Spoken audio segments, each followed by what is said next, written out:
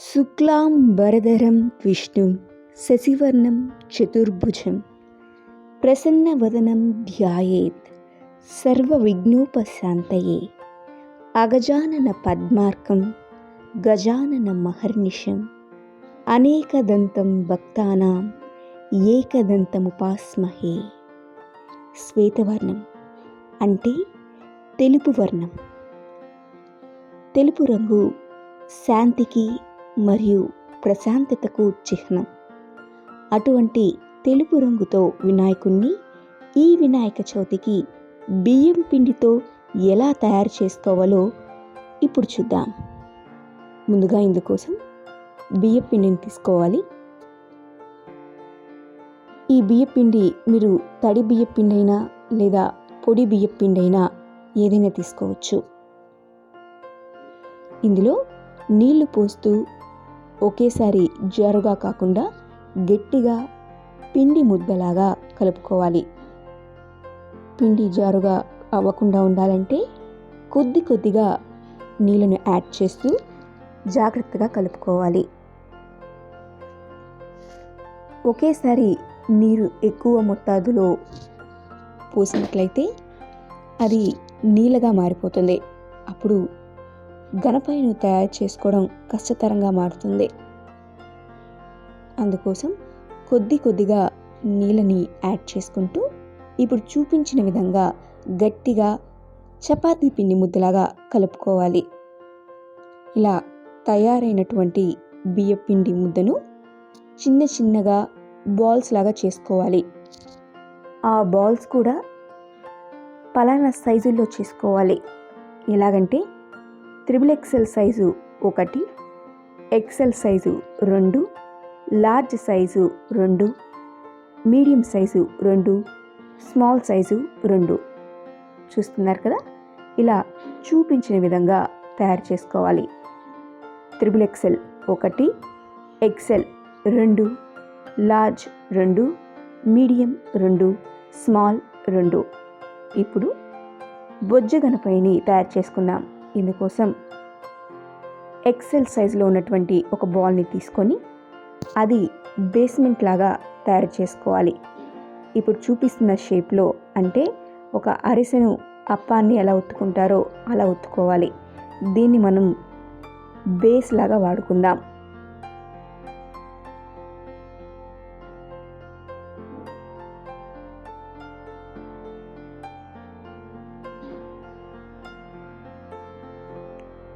ఇలా బేస్ తయారు చేసుకున్నటువంటి పిండి ముద్దని ప్లేట్లో ఒక దగ్గర పెట్టుకుందాం. మనం చేసేది బియ్యం పిండితో కాబట్టి పగుళ్ళు వచ్చేదానికి ఛాన్స్ ఉంటుంది. కాబట్టి జాగ్రత్తగా తయారు చేసుకోవాలి. ఇప్పుడు XL సైజులో ఉన్నటువంటి ఇంకో బౌల్ని పక్కన పెట్టేసుకుందాం. ఇప్పుడు XXL సైజులో ఉన్నటువంటి ఈ పిండి ముద్దని తీసుకుందాం. ఇది బాడీ వస్తుంది. దీన్ని XL షేప్లో చేసినటువంటి బేస్మెంట్ మీద మనం ఈ పిండి ముద్దని, అంటే XXLలో చేసినటువంటి ఈ పిండి ముద్దని ప్లేస్ చేసుకోవాలి. సో మనం చేసేది బియ్యం పిండితో కాబట్టి ఆరిపోతూ ఉంటుంది, పగుళ్ళు వస్తూ ఉంటుంది. సో దీన్ని మనం ఏం చేయాలంటే పక్కనే ఒక గ్లాస్ నీళ్ళు పెట్టుకొని కొంచెం తడి తలుపుకుంటూ ఈ బియ్యం పిండి ముద్దల్ని షేప్లో చేసుకొని వాటికి అతికిస్తూ పోతూ ఉండాలి. అప్పుడు ఈజీగా స్టిక్ అవుతుంది. సో ఇప్పుడు లార్జ్ సైజులో ఉన్నటువంటి పిండి ముద్దల్ని సిలిండ్రికల్ షేప్లో తయారు చేసుకోవాలి. దీన్ని మనం కాళ్ళు లాగా వాడుకుంటాం. చూస్తున్నారు కదా, ఇలా సిలిండ్రికల్ షేప్లో తయారు చేసుకోవాలి. ఇప్పుడు మరొక ముద్దని కూడా అలాగే సిలిండ్రికల్ షేప్లో మనం తయారు చేసుకోవాలి.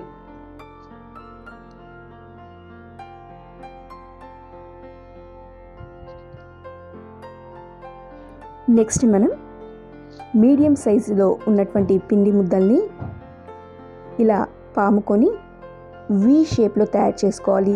దీన్ని మనం చేతుల కింద వాడుకుంటాం. చూస్తున్నారు కదా, ఇలా పాముకొని జస్ట్ వి షేప్లో ఇలాగా బెండ్ చేస్తే అది అలాగా ఉండిపోతుందండి. చూస్తున్నారు కదా, ఇలాగా వి షేప్లో తయారు చేసుకోవాలి. దీన్ని మనం చేతుల కిందకి వాడుకుందాం. ఇప్పుడు అలాగే మరొక పిండి ముద్దను కూడా అలాగే వి ఆకారంలో మనం తయారు చేసుకోవాలి.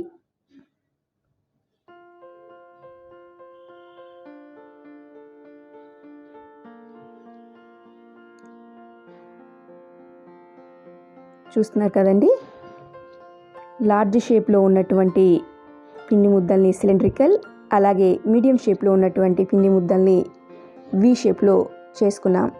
ఇప్పుడు ఒక సిలిండ్రికల్ షేప్లో ఉన్నటువంటి ఒక పిండి ముద్దని తీసుకొని బొట్టని వెలుతో అంచున ఒకసారి అలా ప్రెస్ చేయండి. ఎందుకంటే ఇప్పుడు దీన్ని మనం కాల్ చేయబోతున్నాం కాబట్టి ప్రెస్ చేయండి అంచున. దాన్ని మనకి స్టిక్ ఆన్ చేసేటప్పుడు మనకి ఈజీగా ఉంటుంది. అలాగా స్టిక్ ఆన్ చేసినప్పుడు ఇంకొక అంచు భాగాన్ని వెనక్కి తంబుతో ఒకసారి వెనక్కి వచ్చేటట్టు చూడండి. అప్పుడు మనకి పర్ఫెక్ట్గా లెగ్ షేప్ అనేది వస్తుంది. ఏం లేదండి, దీనికోసం ఈజీగా అతుక్కుంటూ ఉంటుంది మనం చేసే పార్ట్స్ అన్ని కూడా. కాకపోతే మనకి అవసరమైనప్పుడల్లా పిండి పొడిగా అనిపిస్తుంది అనుకుంటే జస్ట్ నీళ్ళని చేతికి అలాగ రాసుకొని మనం కానీ అతికించినట్లయితే ఈజీగా మనకి ఈ కాళ్ళు చేతులు ఏవైతే మనము బాడీకి ఈజీగా అతికించవచ్చు. చూస్తున్నారు కదా, ఒక అంచు భాగాన్ని ఇలాగా వెనక్కి వచ్చేటట్టుగా షేప్ తయారు చేసుకోవాలి. ఇప్పుడు అదే మాదిరిగా మరొక కాలుని పెట్టుకుందాం.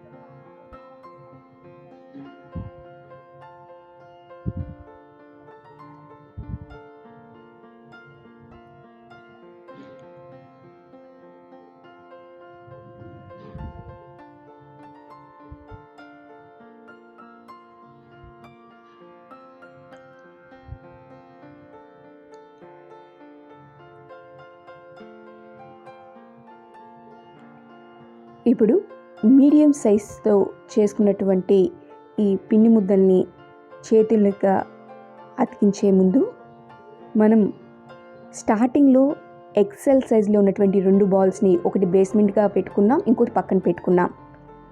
ఇప్పుడు తల భాగాన్ని అతికించుకుందాం. ఆ ఎక్సెల్లో మిగిలినటువంటి ఒక పిండి ముద్దని తల భాగంగా అతికించుకుంటున్నాం. చేతుని ఫిక్స్ చేసే ముందు తలని ఫిక్స్ చేయండి. అప్పుడు బొమ్మ కరెక్ట్ షేప్లో మనకి తయారవుతుంది. ముందుగా చేతులు పెట్టేసినట్లయితే దానికి అనుగుణంగా మనం తల అనేది అమర్చుకోవాల్సి వస్తుంది. అలా కాకుండా మనం ముందుగా తల భాగాన్ని అమర్చినట్లయితే చేతుల భాగాన్ని మన ప్రతిమకు తగ్గట్లుగా మనం అమర్చుకునేదానికి అవకాశం ఉంటుంది.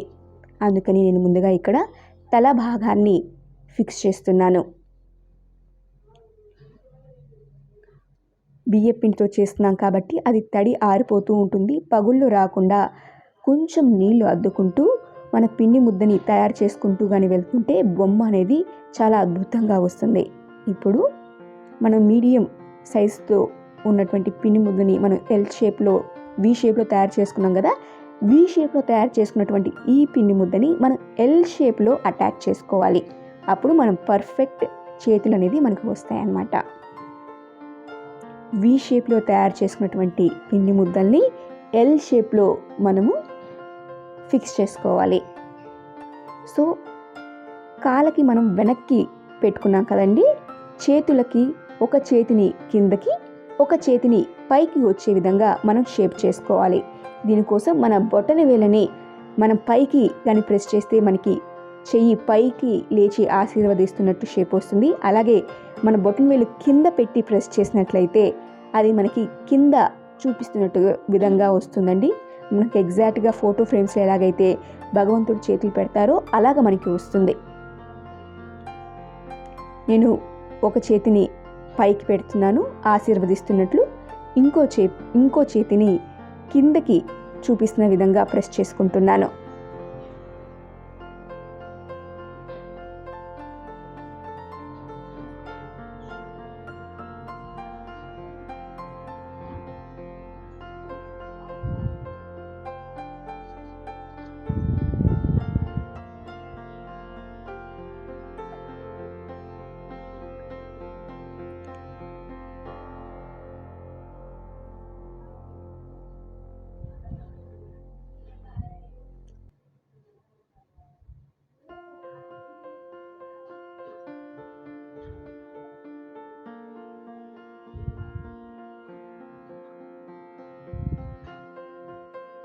సో ఇప్పుడు స్మాల్ సైజులో చేసుకున్నటువంటి పిండి ముద్దల్ని డి షేప్ ఆకారంలో మనం షేప్ చేసుకోవాలి. ఇందుకోసం బొట్టని వేలిని ఉపయోగించి మనం డి షేప్ ఆకారంలో తయారు చేసుకోవచ్చండి. జస్ట్ అంచు భాగాన్ని ఒకసారి ప్రెస్ చేస్తే బొట్టని వేలితో మనకి డి షేప్ అనేది వస్తుంది.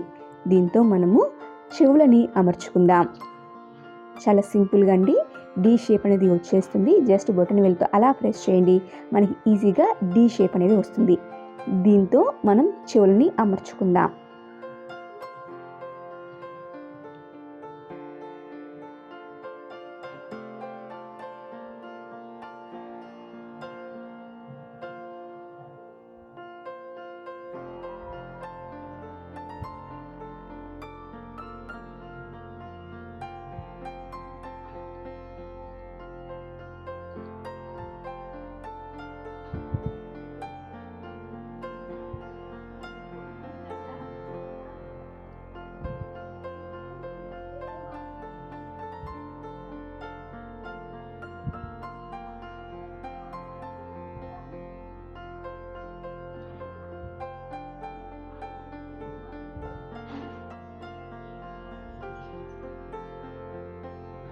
ఇక కళ్ళు, తొండము, అలాగే దంతాలు పెట్టుకోబోయే ముందు ఫేస్ని ఒక్కసారి నీళ్ళతో అలా ఒకసారి స్మూత్ ఫినిషింగ్ వచ్చేటట్లు అలా ఒకసారి రబ్ చేసుకోండి. ఇప్పుడు కళ్ళ భాగాన్ని పెట్టుకుందాం. కళ్ళ భాగాన్ని క్రియేట్ చేయడానికి నేను ఇక్కడ మిరియాలని వాడుతున్నాను.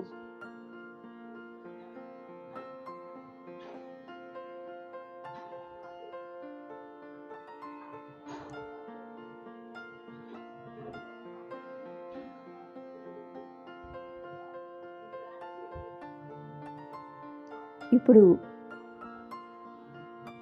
తొండాన్ని తయారు చేసుకుందాం. ఇందుకోసం ఒక చిన్న పిండి ముద్దని ఇలా పాముకోవాలండి. మనకి తొండం తిరిగి ఉంటుంది కాబట్టి ఆ షేప్ రావడం కోసం కొంచెం సన్నగా మన ప్రతిమకు తగ్గట్టుగా, మరి ఎక్కువ అయిపోకూడదు తొండం అనేది, మరి తక్కువ అయిపోకూడదు, కరెక్ట్గా మన చేసుకున్న ప్రతిమకి సరిపోయే విధంగా తొండం అనేది అమర్చుకోవాలండి.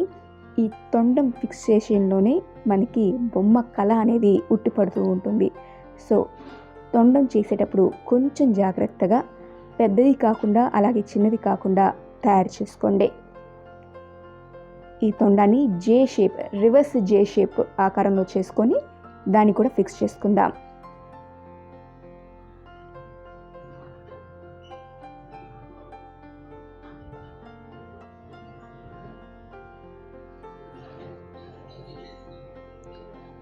ఇప్పుడు కిరీటాన్ని తయారు చేసుకుందాం. ఇందుకోసం 3 డిఫరెంట్ షేప్లో ఉన్నటువంటి బాల్స్ని చేసుకుందాం. అంటే ఈ 3 షేపులు కూడా ఒకదానికి ఒకటి చిన్నదిగా ఉండాలి అన్నమాట. సపోజ్ ఎక్సెల్ తీసుకుంటే ఎక్సెల్, ఎల్ అండ్ మీడియం ఇలాగ ఉండాలి. సో ముందుగా ఎక్సెల్లో షేప్ చేసుకున్నటువంటి దాన్ని ఫస్ట్ మనం బేస్మెంట్ చేసుకున్నాం కదా, అలాగే అప్పాలాగా ఒత్తుకొని ఒకదాని తర్వాత ఒకదాని మీద ఒకటి పెట్టుకుంటూ వెళ్ళాలి.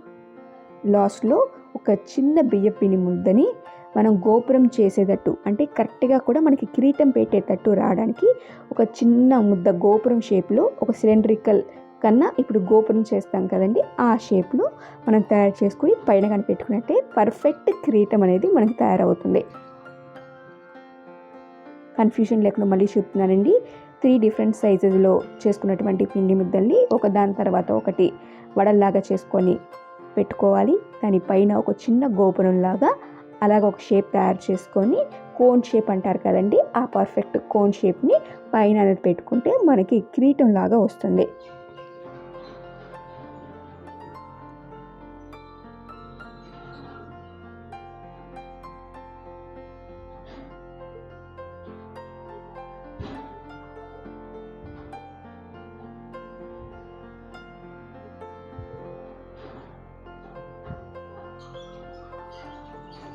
మధ్య మధ్యలో పగుళ్ళు వస్తే దాన్ని కొంచెం తడి చేతులు అద్దుకుంటూ మనం సరి చేసుకుంటూ వెళ్ళాలండి. అప్పుడు బొమ్మ అనేది పగుళ్ళు కనిపించకుండా నీట్గా వస్తుంది.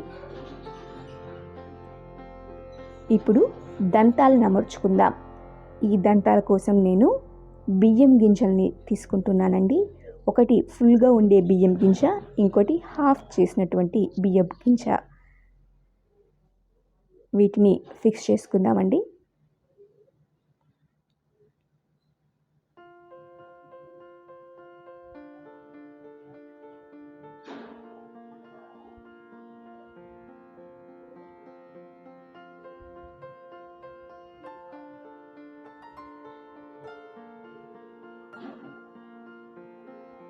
ఇప్పుడు జంధ్యం కోసం నేను పూలు కట్టేటటువంటి దారాన్ని తీసుకున్నాను. దీన్ని మనం పర్ఫెక్ట్గా ప్లేస్ చేసుకుందాం. చేత్తో చేస్తే బొమ్మ పాడవుతుంది కాబట్టి టూత్ పిక్ ఉపయోగిస్తున్నానండి నేను. ఈ టూత్ పిక్తో మనం పర్ఫెక్ట్గా బొమ్మకి సరిపోయే విధంగా మనం సెట్ చేసుకోవచ్చు. ఈజీగా వస్తుంది.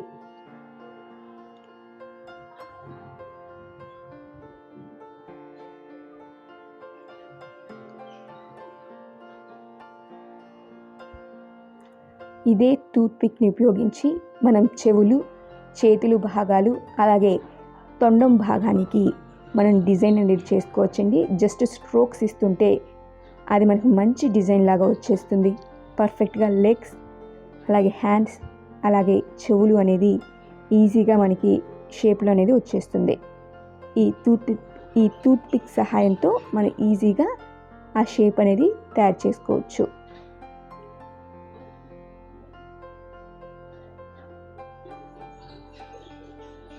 ఇప్పుడు బొట్టు పెట్టుకుందామండి. నేను ఇక్కడ బొట్టు పెట్టడానికి తిలకం అనేది యూజ్ చేస్తున్నానండి. రెగ్యులర్గా మనం యూజ్ చేసేటటువంటి తిలకమే. ఈ తిలకం ఉపయోగించి మనం బొట్టు అనేది పెట్టుకుందాం.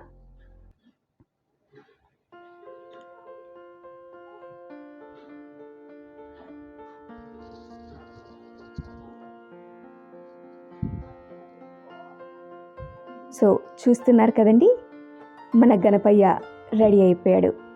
చూసారా ఎంత అద్భుతంగా, ఎంత ముద్దుగా ఉన్నాడో మన బొజ్జ గణపయ్య.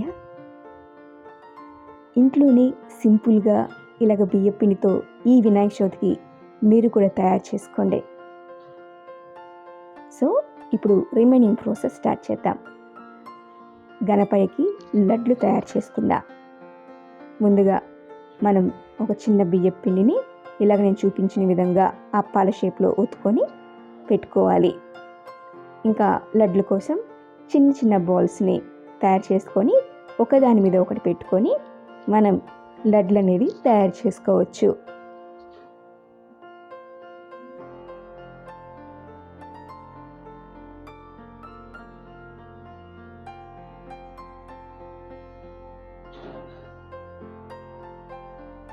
సో చూస్తున్నారు కదా ఎంత అద్భుతంగా మనకి గణపయ్య సిద్ధమైపోయాడో. చాలా ఈజీగా తయారు చేసుకోవచ్చండి. ఇంట్లోనే బియ్యపిండితో అద్భుతంగా బొజ్జ గణపయ్యను ఈ వినాయక చవితికి మనం తయారు చేసుకుందాం. లడ్లు వచ్చేసాయి, అలాగే గణపయ్య రెడీ అయిపోయాడు. ఇక మిగిలింది మూషిక వాహనం. ఇందుకోసం మనం బియ్యపిండితోనే ఒక చిన్న షేప్ని, ఒక పెద్ద బియ్యపిండి బాల్ని బేస్గా చేసుకొని, ఇంకోటి సెమీ కోన్గా తయారు చేసుకొని, అలాగే తోక కూడా ఒక చిన్నగా అరేంజ్ చేసుకోవచ్చు. చాలా ఈజీగా అరేంజ్ చేసుకోవచ్చు. చూస్తున్నారు కదా ఈ విధంగా మూషికం, లడ్లు, అలాగే మన బొజ్జ గణపయ్య చాలా అద్భుతంగా అందంగా ఉన్నాడు కదండి. చాలా ముద్దు ముద్దుగా రెడీ అయ్యాడు కదా బియ్య పిండితో మన గణపయ్యనే.